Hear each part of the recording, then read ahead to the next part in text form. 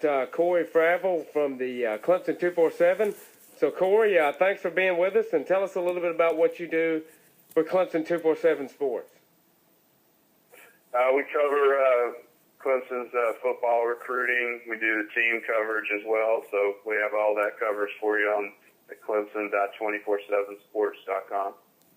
Right, and let's talk a little bit about the recruiting class, obviously with National Signing Day on Wednesday. Just talk a little bit about the 2014 class for the Tigers.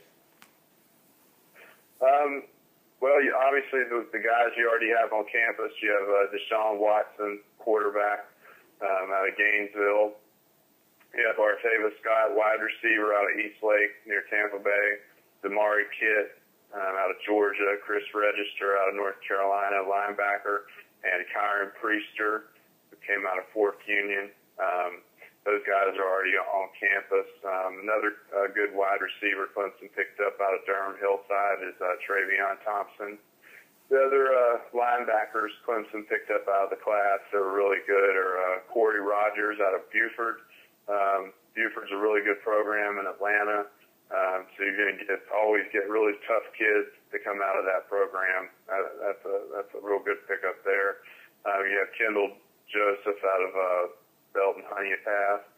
And then Jalen Williams, probably one of the tougher guys out of the whole class. That's a kid Brent Venables kind of handpicked himself. I watched him at Davos camp myself, and he's a box of knives. He will really hit you out there. Outside of those guys, there are some other good needs you've picked up out of there. Mylan Richard, a tight end, Adam Choice, running back, Richard Yergin, the defensive end you picked up on signing day, Jaylon Oglesby, Taylor Hearn, Falcinelli, offensive tackle, Jabril Robinson, defensive tackle. That's another good pickup. So, all in all, it's a really good class, top to bottom. It is, and you talked a little bit about the state of Georgia. I thought that Clemson's done a really good job recruiting out of that state, getting Deshaun Watson, getting some of these other guys, the one guy from Sandy Creek High. Just talk a little bit about, some of the different rankings for Clemson. Some of them had him in the top 15, while others had him outside the top 25. What do you think? What do you make of that? As far as the rankings for Clemson? Yeah, the team rankings. Like ESPN had him in the top 15, and I think like Rivals or Scout had him down in the 26, 27 range. Was that just the pure numbers? Clemson couldn't sign as many as some of these other guys? Really, I know for us, we have the most thorough and comprehensive ranking system of all the services. I mean, and for us, it's not really how many you sign; it's the quality. So it just depends on the rankings of the players that you sign.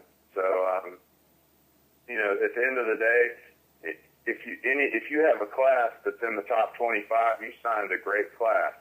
I think a lot of times people put too much pressure on whether somebody signs a top 25 class, a top 5 class, a top 10 class. It's what you're doing with your class and how you're developing your class. Certainly you can point to teams like Stanford, Oregon. They're taking their teams with generally speaking 15 to 25 ranked classes, and they're really overachieving with their guys. Even your Vanderbilt. So it's really what you're doing with your needs for your team is more important than the ranking for the whole entire class. So you want to take a look at micro. It's more of a micro look inside of your class as to what you're getting. What are you getting bang for your buck for your class? The ranking snapshot when you go to 247sports.com, you go to our homepage and you look at each class, look at each individual recruit and what you're getting with each guy, and the teams that are ranked higher, they're getting more needs. And generally speaking, this is the thing that most people don't really look at. Generally speaking, the higher ranked classes sign more people on the offensive lines of scrimmage and the defensive lines of scrimmage. That's where usually the disparity in the rankings. Right, and who do you think out of this class could have the most immediate impact for the Tigers looking ahead to spring practice and, the season next year? No question, it's Artavis Scott, in my opinion. Artavis Scott he's a dynamic playmaker with his speed, his hands, his quickness. You also throw in the fact that Sammy Watkins and Martavis Scott or Martavis Bryant are gone to the NFL. He's at a position where they need a playmaker. So it's kind of a key and hold deal for him. So I think he's in a good position where he can come. He's already on campus. He can come right in and play and contribute. Those two guys leaving for the NFL are, voiding about 22 yards worth of receiving offense. Right, and a lot of people have talked about Clemson becoming, wide receiver. With, people like Newt Hopkins, obviously Sammy Watkins probably going to go top 5. So, he could probably – they did pick up some other really star wide receivers too. But looking ahead to next year's team, you think that the strength of the team will probably lie in the defense? The strength of the team is definitely the defensive line, and in particular, probably I'd say the front 7. There's no doubt about it. If you think about this for a second, with Clemson this year, you have a guy that wasn't a starter in Shaq Lawson, who was a freshman All-American. Ordinarily, when a guy's a freshman All-American, they start as a freshman. So, it kind of speaks to the kind of depth Clemson has on that defensive line.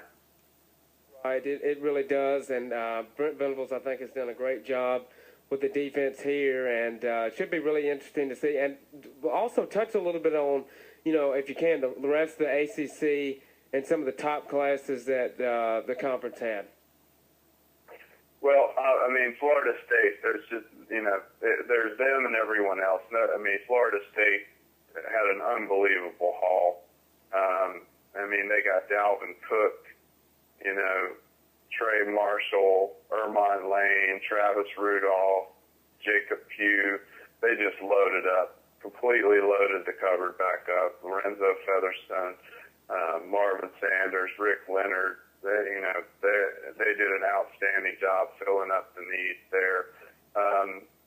Your sleeper class, I thought Virginia did a really nice job, considering what they had to work with. They did a really good job. So, those two kind of stick out a little bit. Clemson did a really nice job as well, top to bottom. So, the rest of the league, I think, did an okay job. Certainly they've got areas where they're going to have to catch up. Miami did a decent job as well. Right, and it should be interesting. Obviously Florida State winning the national title really helped them. And I think Clemson's Orange Bowl also helped them in a way. But, Cory, we really appreciate the time this afternoon, and we'll get you back on sometime during the off season as we're moving on to baseball and other things. And we'll keep looking ahead to that 2014 football season. But we appreciate the time, and keep up the great work at Clemson247 Sports. All right, appreciate it, man. All right, thank you. That's Cory Fravel from Clemson247 Sports.